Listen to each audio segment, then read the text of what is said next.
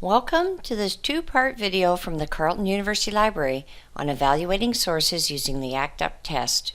In part 1, this first video, we will define the ACT UP test. In part 2, we will use the ACT UP test rubric to evaluate a website as a source of information for academic projects. We all have a social responsibility to share information that is accurate and evidence-based, and where the bias of creators and consumers is visible and acknowledged. As creators, we need to think critically about our own biases and how they influence the information we produce.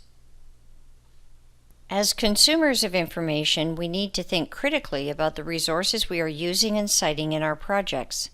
Also, we need to be well informed about the resources we repost, retweet, or share with our friends, followers, and other users. One way to integrate questions of bias into our information creation and use is to apply the ACT UP test. ACT UP stands for accuracy, currency, truthfulness, unbiased, and positionality and privilege. The ACT UP test is a framework designed to encourage information creators and users to critically question sources as well as their own positionality, privilege, and biases. ACT UP is a form of anti-oppression work. The ACT UP test was created by Dawn Stahura while she was a librarian at Salem State University. Let's look at the ACT UP test. We'll start on the library's homepage at library.carleton.ca. Underneath the Research Support column, we will click on the Guides link.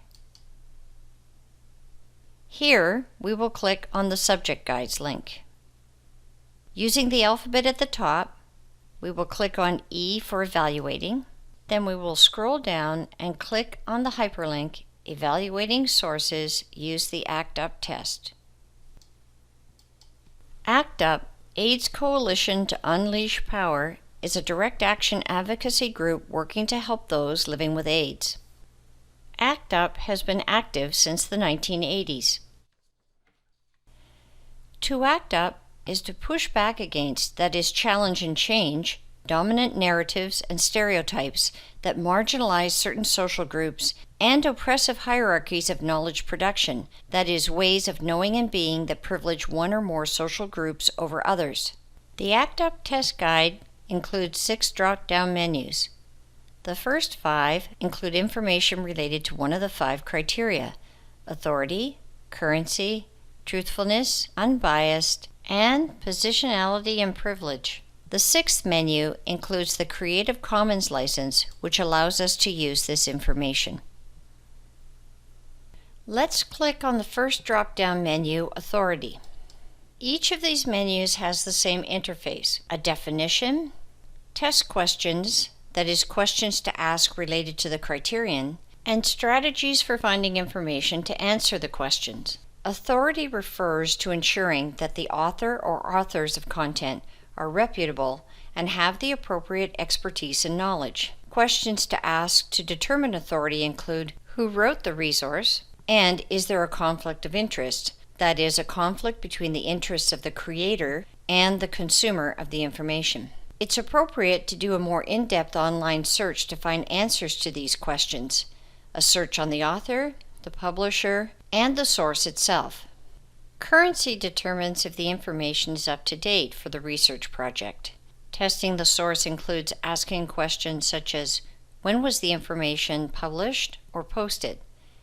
And is the information regularly updated? Strategies for answering these questions include locating the date last updated or the copyright date of a website. Truthful or accurate information is error-free, that is, correct, and supported by evidence from other reputable sources. To test the truthfulness of information, we can ask questions such as: has the information been peer-reviewed? And are there errors in the information, that is, errors of fact or spelling mistakes? To find answers to these questions, reread the source to identify any typos or spelling mistakes in the text.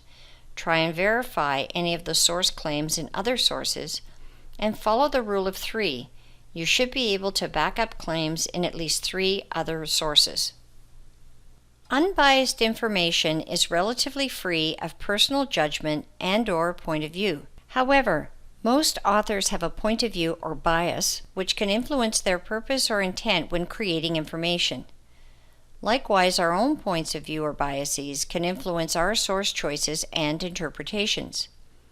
Question the information by asking, what are the author's biases? What is the author's purpose or intention in creating the information? And what are my biases? These questions can be answered by rereading the source to find any statement of the author's point of view, bias, or mission, identifying any source of financial support for the source, for example, for research projects, evaluating the language used in the source, and reflecting on our own biases. Finally, positionality can be defined as the social and political context that creates an individual's or group's identity in terms of race, class, gender, sexuality, and ability status. Positionality contributes to one's privilege within society. To determine positionality and privilege, ask questions such as, who is researching and publishing on a given topic in a given discipline? And who participated in a given research project and who did not? As well as, what is my positionality and privilege? To answer these questions, use strategies such as reflecting on the diversity of perspectives that are represented by the available materials and your own ability to access resources. This guide includes a downloadable rubric or table to make it easier to apply the ACT UP test to information. As we will see in part 2 of this video, this rubric can be used to gather the needed information to effectively evaluate a source and decide if it's appropriate for our research project. To recap, ACT UP is a framework for assessing the bias embedded in sources and includes 5 criteria: authority, currency, truthfulness, unbiased, and positionality and privilege. Both creators and consumers of information need to apply these criteria to push back against dominant narratives, stereotypes that marginalize certain social groups, and oppressive hierarchies of knowledge production, that is, ways of knowing and being that privilege one or more social groups over others. This is the end of this video.